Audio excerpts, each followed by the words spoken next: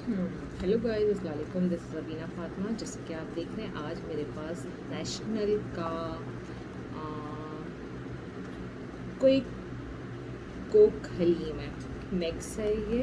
तो आज मैं इसे ट्राई करने वाली हूँ, आप लोग के साथ इसकी रेसिपी शेयर करूँगी। असल में थोड़ा सा मसला ये है कि थोड़ा सा नीचे तो मैं दिखा नहीं पा रही हूँ आपको, ये देखिए।